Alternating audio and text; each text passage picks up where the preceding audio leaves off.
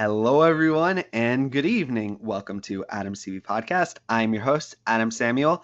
Today we are back. We got a bit of a break last week. Today we are back to talk about our final episode of Auditions for America's Got Talent Season 14. Joining me for this discussion, as always, is my co-host Eric. How you doing today, Eric? I am doing good. All things considered, I mean, the show was. I'm starting to get a little bit more negative about this show. I was telling you on Twitter earlier that it's basically a reverse Idol for me, which is on Idol in this podcast. I started out super negative, and you were positive, and eventually you came around to the idea that the show sucked. And now it's reversed, except on America's Got Talent, you started off negative, I started off a little bit more positive, and now I'm coming around to the fact that the season's kind of sucking. So I'm just going to be the negative Nancy all season? Well, I'm going to be joining you a lot sooner than you joined me on that Idol, but sure. Yeah, this episode, first of all, six weeks of auditions is absolutely absurd. Plus 7 weeks, including the clip show. Yes. Did you manage to catch the clip show, Eric? Nope. No desire. I wonder. I didn't watch it. If you're watching our podcast now, let us know in the comments. Who was featured? I'm a little curious. Who was actually showcased in the highlights? I'm guessing it was probably all the Golden Buzzers and a couple others. The question is who besides the Golden Buzzers was featured. Yeah, but I just want to say also 6 weeks of auditions, 4 weeks of judges cuts. Including 1 week of Jay Leno. That's going to be tough for me to sit through.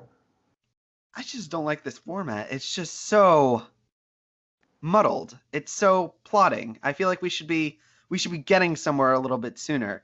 Are you a fan of the judge cuts round? I don't hate it, but I don't love it. I like it. I will put it this way. I like this format better than Britain's Got Talent, but that's a low bar.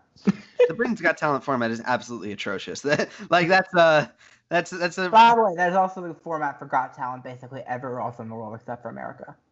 Yeah, I for me, honestly, I love it when the show is. There was one season where it's just 70% live shows. Like I'm in favor of let's having like 60 acts going to the live shows, and then maybe we cut it down, and then there's a wild card show. And I kind of like the YouTube round. I like that. Granted, if we could do that without having that monster cut from like 24-6, that would have been better. But yeah, I like having more acts. I love the live shows. The live shows are the best parts for me because it's just particularly they continue to make the audition shows worse and worse as the time goes on.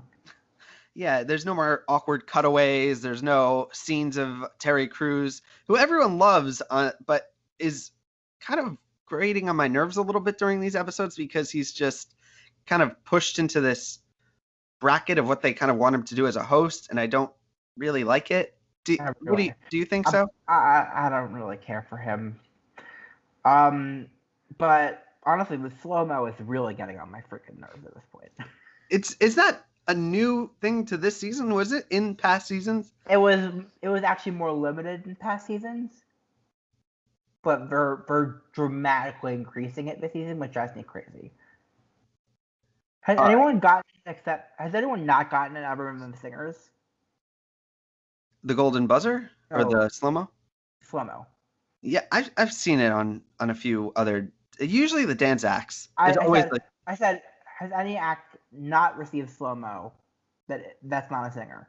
Like, all the acts except for singers get slow-mo. Especially if they have dogs. Dogs, dancers, anything. All right, well, yeah, I don't even know what to say to that. It does turn the show into a bit of cheesiness. Like, look at this moment. It feels more fake than cheesy. The whole show, Eric, feels a little bit fake, to be honest. Okay. All right. Let's talk about evidence number 1 for that being the case. And on that note, before we actually do, I do just want to touch on one major bit of housekeeping notes for the Adams TV Podcast brand. It feels a little awkward to call it a brand, but That's what I guess that's the best word to call it. So we started this podcast 2 years ago. No, About a year and a half ago. About a year and a half ago. So we have been going under the name Adams TV Podcast, and I do want to share that we are looking to rebrand a little bit. We are going to be switching up the title and the name of our podcast. Though I do want to say we are not quite solid on what our title is going to be. So we actually, since you guys, our viewers, have been following us through this journey, Eric and I are going to be opening up this discussion to you guys. If you have an idea for a name for the podcast, if you have something you want us to maybe consider, a word, a phrase, maybe something that sticks out, let us know in the comments of this video, either during the live chat or afterwards if you're watching this on YouTube. Just let us know. Give us some ideas because we're looking for them. Yeah, and all the ones we came up with were ever taken or we weren't positive about. So basically we're doing this so that we can be more neutral, is what it is. And also because I think we can come up with a catchier title collectively as me, Adam, and everyone else. So we can come up with a catchy title. It's a very Apple title, actually. It's very just like Apple Watch. It's like Adam's podcast. Yeah, I explained this a little earlier in the pre-show, but the title actually came from my own website that I had started, Adams TV Blog. So it was kind of a bit of an offshoot. But now, since we've been doing so much work more in the podcast, more than I've been doing on the website, I think it's time to kind of switch it up a little bit. Yep. So let us know if you're watching this live chat anywhere. Just give us your thoughts. We are listening. Yes, we are.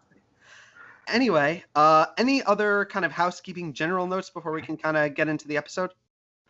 Nothing I want to reveal right now, but we'll have some more news to share later on. All right. As a wise man once said, I'm sure it was a wise man, save the best for last. So this was our last episode of Auditions for America's Got Talent. Eric, did they save the best for last? Best golden buzzer for last? Yes.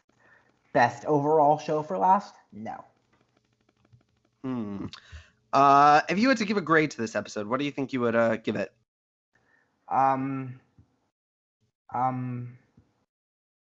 B minus, maybe? I think a B minus for me as well. I actually disagree a little bit with Eric about the golden buzzer. I am of the opinion that we've already seen the winner of this season earlier, but we'll talk about that audition. Oh, I'm not saying that Luke is going to win. I'm just saying that for me, he's the best golden buzzer. All right. Well, we are going to talk about Luke a little bit later, but let's start going through some of these acts. So the first act we have up is Gonzo, not to be confused with the Muppet from the Muppets. Which was did that cross your mind, Eric? Because that was all I could think about. Not just now, but we have an early contender for episode title right there. we talk a lot about Muppets on this show. Remember Eddie Island? He wore the shirt that was the Muppets. Is he? Was an early title. Anyway, so this guy, I don't really even know how to explain this act.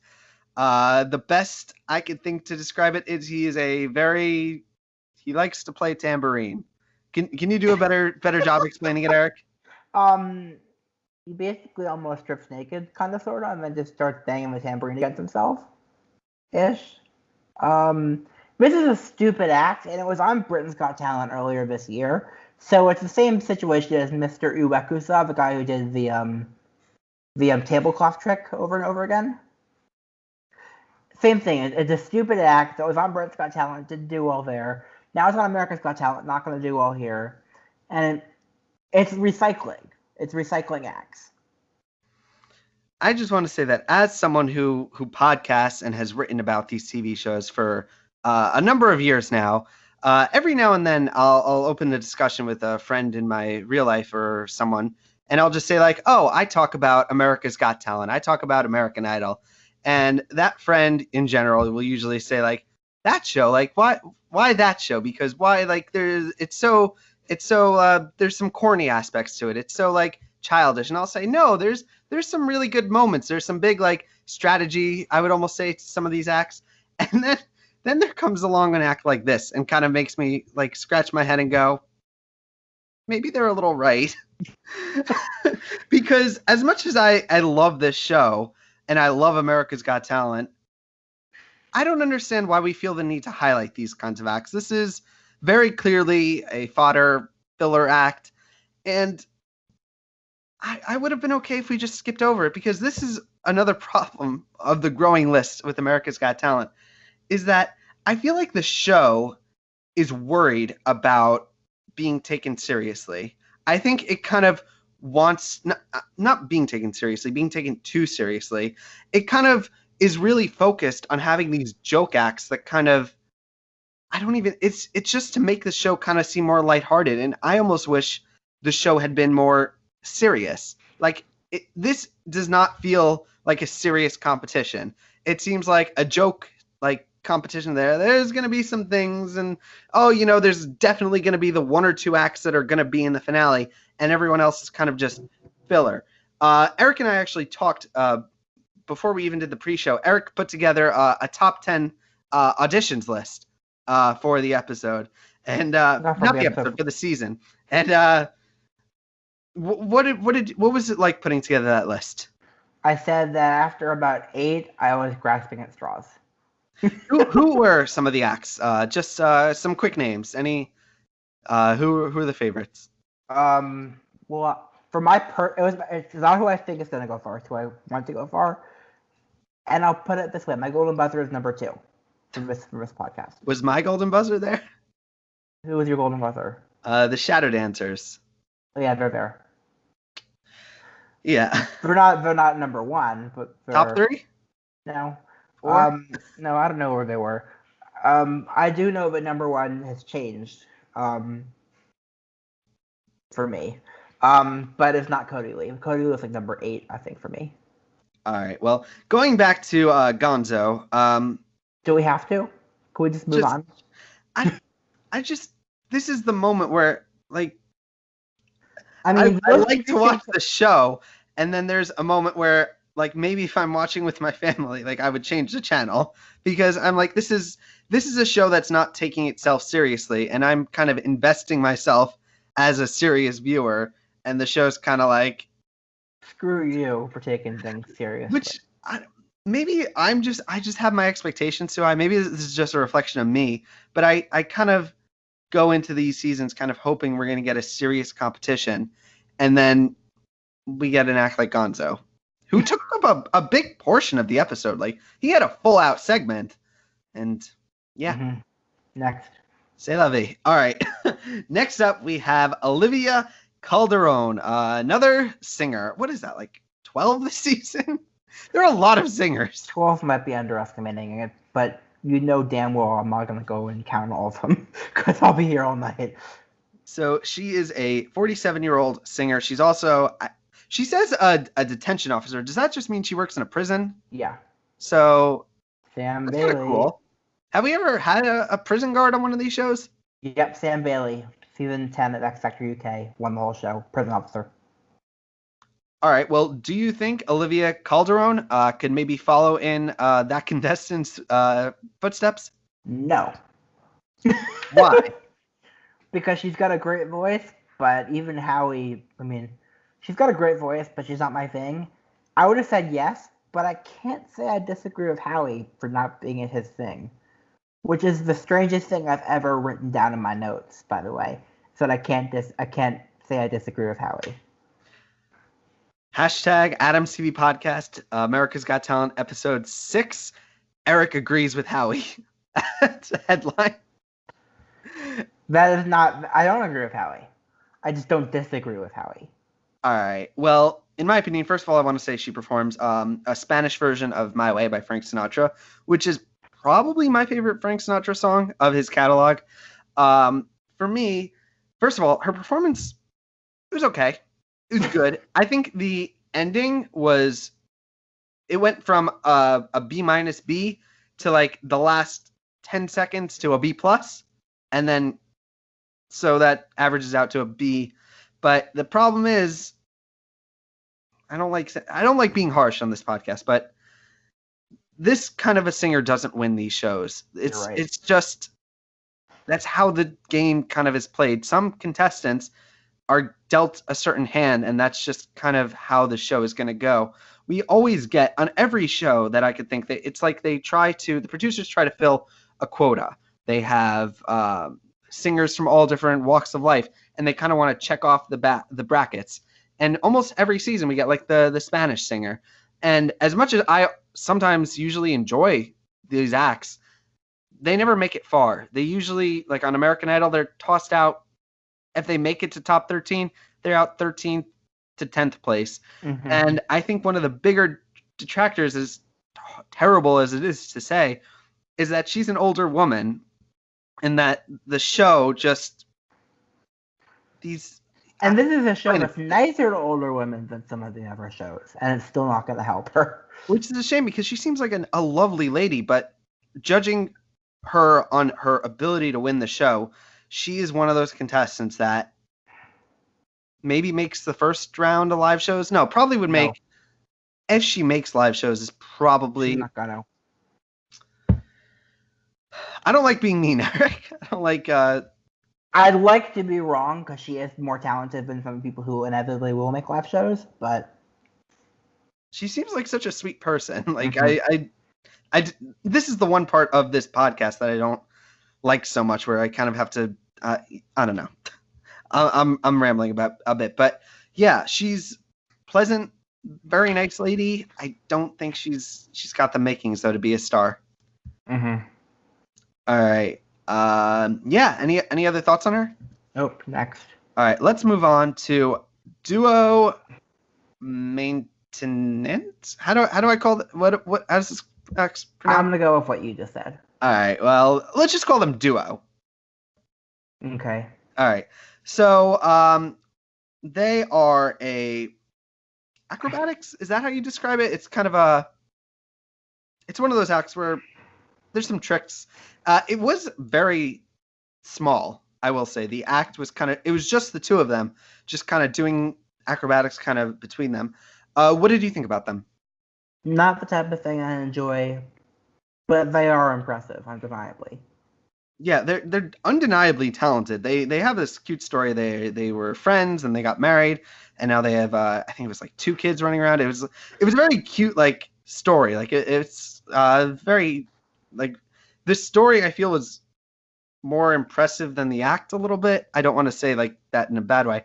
It's just for me the problem is I've seen this act before many times, and I'm kind of desensitized to how impressive it is, the things that they're doing. So for me, when I'm watching it, I'm just like I should enjoy it, but because I've just seen these kinds of acts so many times coming and going on these shows, I'm just mm-hmm. What about you? Nah, same. And the thing is the judges like go nuts over them. They get like a standing ovation. But I'm like, the thing is, at this point, we're 3 acts in, and I don't think we've seen any contenders. Like, I feel... No one who's going to make the final, even. I feel like this formula for putting together the shows just needs to change. It's just so... Yeah, played out. The big thing is that we can't have the golden buzzer at the end of every episode. It needs to be mixed up. But they won't do that. Like... They really should. There's so many things that have just been going on in these TV shows that I don't agree with. Like another thing is that they always save the results for the last minute of every show. Like on America's Got Talent, literally the last second. And I feel why can't we take a little bit more time with some things and then rush through the other things? I think we have it backwards. We're rushing through the important things and we're kind of going too slow through the things that I think we should fast forward through. Yep. Mm-hmm. All right, but anyways, it's a talented act. This is more me talking about myself than talking about their act, where I'm just seeing it. Yep. All right, let's talk about. Okay, how do I say this name? I don't know. I'm so bad with names. I really apologize. Sure. All right. Maybe So, Rad. Maybe the Rad. Rad. I feel like that's a cooler name. Rad. He is a singer, and he is going for it. He is all dressed out in like sparkles, and he's got high heels. I think he was wearing. Were they? Were they? I don't remember. Everything about this was he is going for it, and his story is all about how he trained to be a singer, and then he comes out on stage, and can you explain what happens?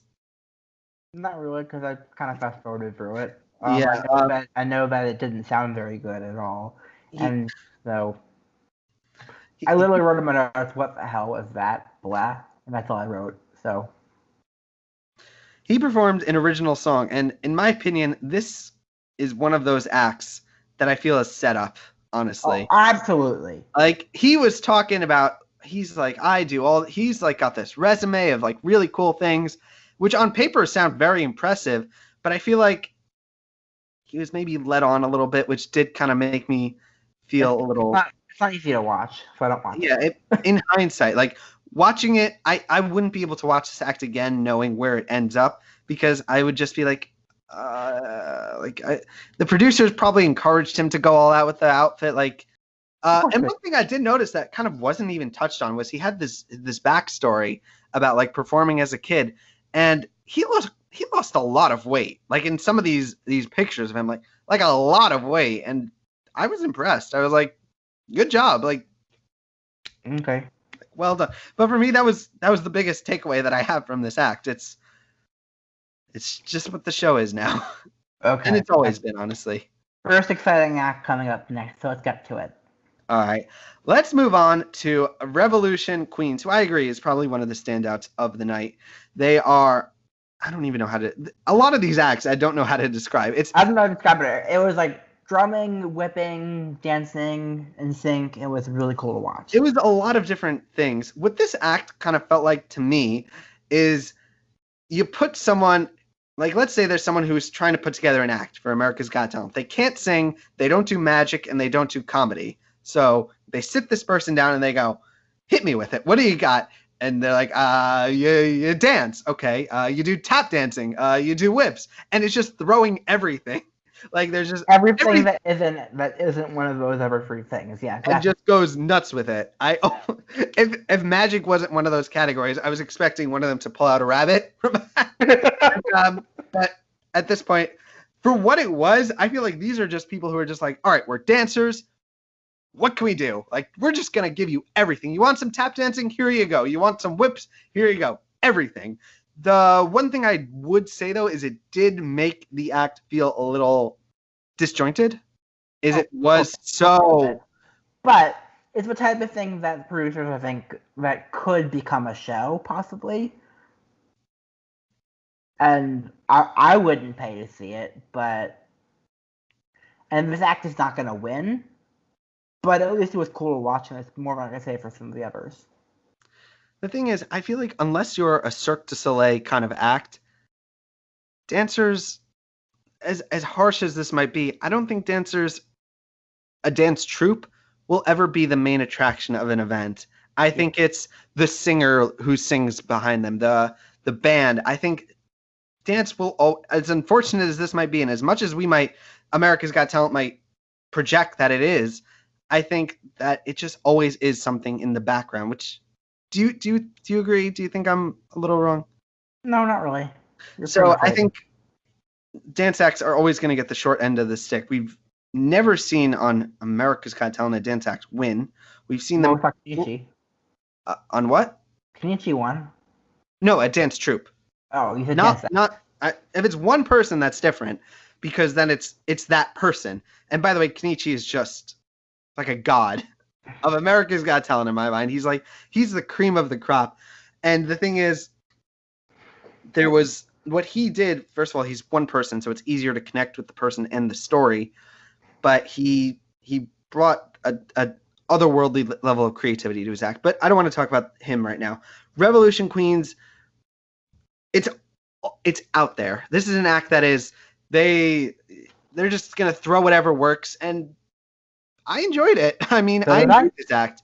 I don't usually enjoy like a lot of the acts that we've seen on the show. that I would maybe be interested in seeing again. They are one of the few that I would be interested in, just because of how goddamn different it was. That it was just they were so. This show is so formulaic that when something even slightly different comes around, I'm like, yes, like finally something different. So I enjoyed these people. They are, in my opinion, one of the 3 standouts of this week. Yep. Okay. Now let's talk about the definition of doing things we've seen before. Exactly. You took the words out of my mouth. They are the sentimentalists, who, by the way, have appeared on Penn and Teller. Everyone this episode was from somewhere else. Everyone this season was from somewhere else, basically. Why does it have to be that way? Like, I get because everyone's already been on everything at some point. But why can't the show be a cast of nobodies? Literally, what I'm saying is those people who wait on that cattle call line, they should be the ones who actually make it to the judges. It would be more legitimate. It would feel real. Like this competition feels fake. Like it feels like we're just gathering ringers from different places. If it was genuinely like all the other people from other shows, that would just make the show better, in my opinion. Okay. Because not a single person from them seems like they've made it. Anyway, Adam's ranting is over. This group is they're magic. They are Are they married? Are they married? I don't know. All right. Anyway, so tell me about this act, Eric. It's a mentalist act. There's predictions, audiences involved. There's a wind machine, which I've seen on other acts before. And the last trick that convinces Simon to change his mind is literally a trick that the Clifford have done millions and millions and millions of times. And there's methods that you can look up online to know how they did it. So it's the earpiece. There wasn't an earpiece. The girl. She had an earpiece in? That was my prediction. Did she have one in? Well, her hair was covering her ears, so. Well, if she had an earpiece in, that's even easier than what I thought it was. What did you think it was? There's actually a complicated thing, like Morse code we call a thumper. But she feels vibrations in Morse code. No, because her hair, she had I noticed one of her ears was covered, the other wasn't. But in that case, maybe they were even lazier than I thought. The thing is, this act is just, it felt so, like I've said before, I sound like a broken record at this point. It's so played out and it's so formulaic, right down to Simon Cowell being the whole shtick at the end where he's like, I've got one more trick to change it. It just feels set up. Like, I'm not impressed by this act because, first of all, I've seen it so many times, and for me, it was just so easy to tell how it was done. Yeah. I'll be honest, I would have buzzed them, or maybe I would have said no and maybe buzzed them also. I wouldn't go that far. What? I wouldn't go that far, but I didn't like it very much. Yeah. And I think we're like halfway through the show, and so far, this is what we got. Anyway, let's talk about the ringers of all ringers. Chris Clifford, a singer who actually won Swedish Idol 2 years ago. He is, as soon as I heard he had an accent, I was like, he won something else. Like, he was on something else, which, in my opinion, sure enough, in my opinion, he should have been saved for a Champions episode. I think we need an American Idol, the Champions, honestly. No? Anyway, so he performs a version of Imagine by John Lennon. I always almost say John Legend whenever I mean to say John Lennon. Is that a problem you also have, Eric? No, I don't think that's the problem that anyone else has. It's really awkward. I'll be like, oh, can you play All of Me by John Lennon? Anyway, what did you think of Chris? Honestly, my favorite voice of the season. I really, really liked it. I don't know if I would say, well, maybe I would say it, but I can't enjoy this knowing that he's a winner of another show. That's like I can. putting Maddie Poppy on this show. Like, just she's. No, it's not, because he's new to American audiences. Yeah. Very, very pleasant song. I love this song. But I don't think I would call it my favorite voice of the season. He is, honestly. Great tone, gorgeous falsetto, has power behind his voice. I really enjoyed it. He's my favorite of the night. The thing is, we don't usually get a singer like this every season. Like, he's so straightforward. Like, there are very few on American Idol and America's Got Talent. The white guys with guitars usually clean sweep and usually can go very far. So we don't usually see a lot of that on America's Got Talent. We usually get one a season, and that's going to be Chris this year. So I could see him in the finale. I can see that too, and I wouldn't mind it. I don't think he'll win, but I can see him maybe 5th place. That'd be fine. Fine by me. But very good singer. Not much really for me to say. I don't even know what to say. Do you have any final thoughts on him? Nope, I'm rooting for him though. All right. Well, let's talk about Matthew Richardson. Another box we're checking. Hoop aerialist is this one. So he is. How do you explain this act, Eric? The spinny thing. The spinny thing. I stole that from another YouTube video I watched. But. Yeah. First of all, this act gave me anxiety, but not for the reason that I think most people would get. It's because this guy gets into this hoop and it's like swinging around on the stage and it's like going in circles. And all I could think was, what if you go over the stage? Like, what if you go That's too not the question. That's what I was like. What if you puke? Well, that's real anxiety. I would maybe puke. I've never puked in my life on a roller coaster or anything like that. But yeah, this looked like it would get you very dizzy very quickly. Yeah. I can imagine like him being done and just like stumbling like. Yeah. They edited that part out. Yeah. Probably among other things. But yeah, it's an enjoyable act, but first of all, it's not a winning act. Nope. And it's not an act that I think is going to get votes unless there's some big things. I could see him making the live shows and just being a fodder act cut in the early round. Probably possible. What did you think about him? The spinny thing. That's all I wrote. Nothing I'd watch for more than 2 minutes on audition. Yep. Which is like, why can't our competition be great? I feel like I sound like such an idiot, but the show could be so good and then sometimes be so played out. Like there's so much potential on this show of so many acts that could just. I'm just missing. It feels contrived. Mm-hmm. Anyway, let's talk about Robert Finley. He is a 65-year-old singer. He's also a Vietnam War veteran, which is pretty cool. He performs an original song, Get It While You Can. What did you think about this guy, Eric? So I'm going to talk about 2 different parts, like I usually do with these types of acts. The story and then the talent. So the story, it wasn't as bad as what they did with Cody Lee, but it wasn't good. The sad music over him talking about losing his vision, all that stuff, and it's time to cry now, and all that stuff. Like, blah. It wouldn't be America's Got Talent without it. I know, and it's my least favorite part of America's Got Talent by far.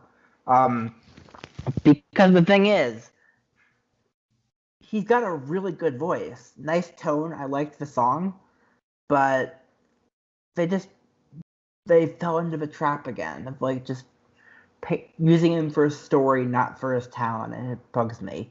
Howie was better with him than he was with some of the other ones. He did talk about his talent and then call him an inspiration. And Simon almost exclusively talked about his talent, which was good to see. But I wasn't happy with this one. with presentation of this one. I was happy with the act. The act was good.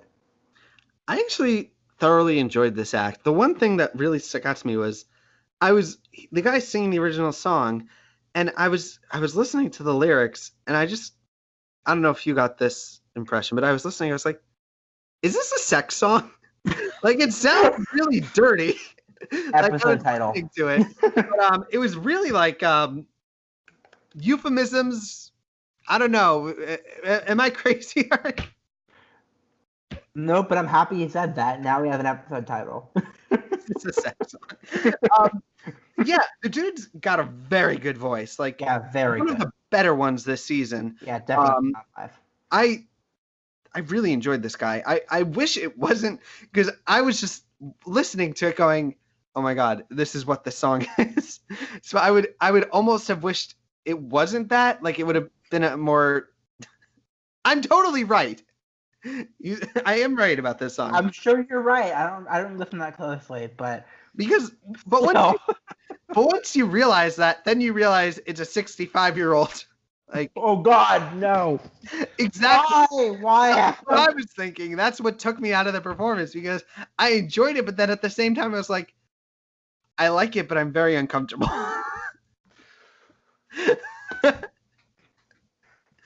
Anyway. Good night, everybody. Good night, everybody. Anyway, all right. Here's another thing I'm going to say. Every time during the auditions, we get a couple acts that kind of are showcased in the early rounds and then disappear during the judge cuts. Do you think we'll see this guy again, or do you think maybe it's a one-time thing? It's not a one-time thing. All right. Well, I'm looking for. I feel like I spoiled the episode. No, you didn't. He's very talented. Okay. Which is funny, because now we're going to pivot to more. I enjoy it, but I'm also uncomfortable. Kara with a K, who, whenever someone introduces their name like that, it's impossible for me to not get a little bit of an impression from them. And this lady, she's a 37-year-old comic. She's a little crazy, but she's a bit much for me. She's a bit much, but she's also my kind of a bit much. Like, She's not unfunny, but she wasn't funny for me either. Yeah, there were times I feel during this act that when she starts pulling food out of her bra, I was like, what's going on? What's happening? What's happening is desperation, the show. How is this allowed on the show? Like, this is a kid show, family show. What happened? God, I'm just so want to quote things now, but I'm not going to do it. All right, well, I enjoyed her routine. I mean, I still continue to feel watching the show.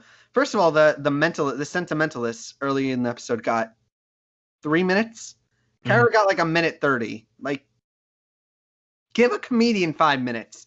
A comedian needs time to build that. It's so hard. 1:30. That's nothing. That's nothing. She needed. I felt for her because I wanted her to have a little bit more time. I don't get why contestants flirt with Simon. Like, is he married? I don't think he's married. Is he? He has a long-term girlfriend and he has a kid, so. And I don't even. Simon is not a good person. Like. Yeah, pretty much. So I don't know why people. Unless it's like the money, like, which I would totally understand. But otherwise, if not for the money, like, he's kind of a slimy dude. But so yeah, I don't understand why contestants continue to fawn over him unless it's for the money. But Kara K, I enjoyed her a bit much. I don't think she makes live shows. Do you? She does. She totally does. She does? Yeah, I think she does. She's going to be that act that maybe makes it over someone more deserving, and then everyone starts hating on.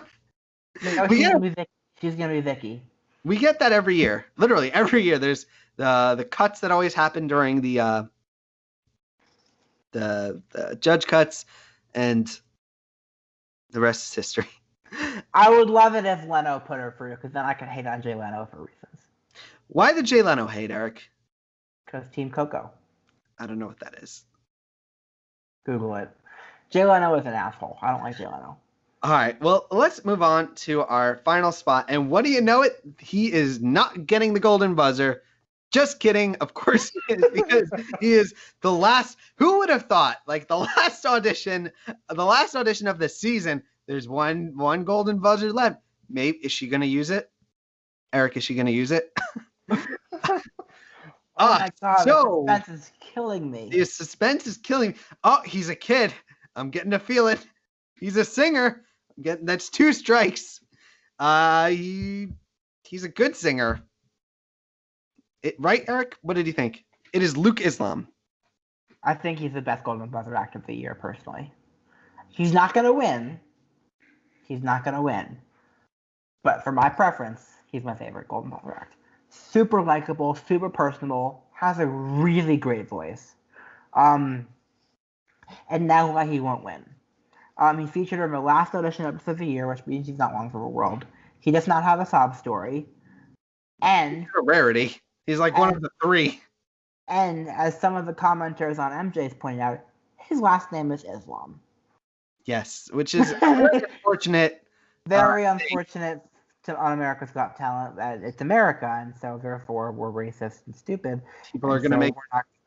We're not going to vote for someone named Islam. People are going to make assumptions, and that's. I almost wish he had just gone by Luke, just because. No, I don't wish that.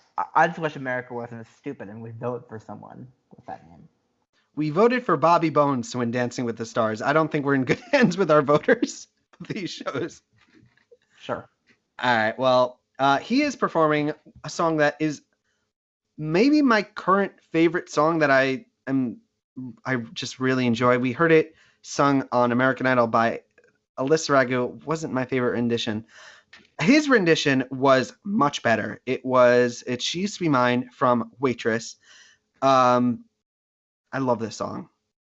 I've listened to so many covers of it on YouTube that it's such a beautiful, just anyone who's ever lived can like connect to something with this song, and it's dripping with emotion. But for me, the thing that I love about this song so much is that it builds. It starts with this very small moment where it's just someone kind of just musing about their life, and then kind of it builds to this really epic finale that's kind of just full of emotion. And when you have a song like this on one of these shows, you kind of know what's going to happen. But for me, what happened with this performance is that it was cut up kind of awkwardly. It starts like it takes out all that important beginning part and starts like rather awkwardly in the middle. And for me, that took a little bit of the momentum away from the song, because then you're just wailing for the big notes, which was what Luke was kind of doing here. This is one of those songs where I feel less is more. It's just so raw, and so the thing is, I feel like he used it as kind of a vocal showcase. Do you agree? I don't know enough about the song. I haven't heard enough versions like it. I'm not obsessed with the song. But if it's a vocal showcase, what a vocal showcase. True. He is undeniably talented. Without a doubt, one of the better singers of the season. The thing is, this is more like a fault against the song choice that he was given, that I wish it had been something different, just because if you're going to pick a vocal showcase, I don't think this is the song to do it on, just because it's like Hey Jude or Bohemian Rhapsody. It's one of those songs where you kind of... I don't think it's that bad. All right, you know what I'm saying, where it's kind of... It's a very long song. And I think you kind of need to listen to it all the way through. You can't... It's not a song that really benefits from being chopped up. But otherwise, I would give this an A- performance. I'd give it an A, honestly. Well, I'm not giving out many A's this season, so the fact that he's getting that itself puts him head and shoulders above. I did love, though, there was one point where he says that he's been following Julianne and Derek Huff's careers for ages, which for me just means he watches Dancing with the Stars. And which for me means he's only 12, so how long is ages? Exactly. Yeah, I don't know if I just got like old all of a sudden, but I watch these clips of these like kids saying, "When I was a kid," I'm like, "You're still a kid. You can't say shut that. up, I can enjoy say it. that. You can't say that. But yeah, very talented singer. I think he's gonna go finale. I think Bottom so too. 5 finale though. I think Quite possibly, yeah. maybe 5th, but I don't know. Mm-hmm. Anyway, so he is our act. Eric, who would you say are the? Like I said, I've said this before. I believe that these auditions are 80-90% filler, 20-10% actual good acts. Who would you say are the 3 takeaways of this episode? Luke, Chris Clifford, Robert Finley. I It would was an say, honorable mention to Revolution Queens. I would say Revolution Queens, Luke, and for my last one, this is hard. Robert. But in hindsight, I don't think I'll be able to watch that performance again. Okay. All right, so yeah, we've made it. When did this season start? Feels like ages ago, but it was only 7 weeks ago. It feels like so long ago, and we're finally just now onto the next round. God, why can't this be 4 weeks? You know what? I'll tell you why it needs to be 4 weeks, because we need 1 episode for every golden buzzer. So it needs to be 5 weeks, but it doesn't need to be 6, goddammit. Plus freaking wrap up clip show that because reasons. Mm-hmm. Anyway, so yeah, that is the auditions. We are moving on to the judge cuts next week. I want to say I am Adam Samuel. You could find me on Twitter at Adam Soapbox. I run my 2 websites adamsoapbox.com and adamtvlog.com. Like I said earlier in the podcast, if you made it this far, first of all, thumbs up to you for making it this far. Let us know in the comments what you think about a new name for this podcast. So yeah, where can we find you, Eric? Eric_Ascher on Twitter, EricAscher01 on YouTube, ericascher.com. So I didn't get to say it last week, I think, but I uploaded the entirety of Jeremiah Lloyd Harmon's show from Baltimore to my YouTube channel. So check it out if you haven't seen it yet. He's really good live. So did you get to meet Jeremiah? I did, and I'm not saying anything now. All right. Well, I enjoyed Jeremiah on American Idol. He's lovely in person. He probably had the performance of the season. As much as I enjoyed his rendition, not his rendition, Lacey's rendition of the Blink-182 song. I really enjoyed. To Make You Feel My Love, his performance top 20 week. I think that's the takeaway of the season. He was robbed. Anyway, guys. So, any final thoughts? Any last minute things to mention? Nope. All right, guys. Another season of auditions in the bag. We got through the slog. Hopefully now things get better.